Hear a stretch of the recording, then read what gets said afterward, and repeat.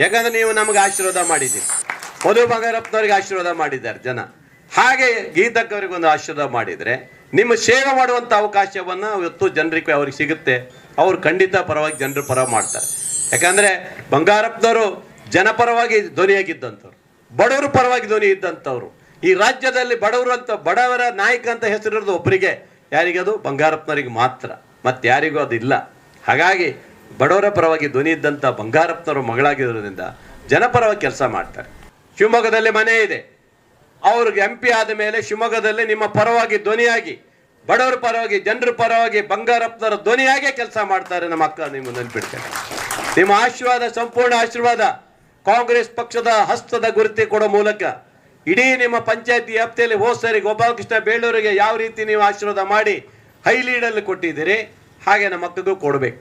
ಈ ಸರಿ ಹವಾ ಗೀತಕ್ಕನ ಪರವಾಗಿದೆ, ಈ ಸರಿ ಗೆಲುವು ಗೀತಕ್ಕನ ಪರವಿದೆ.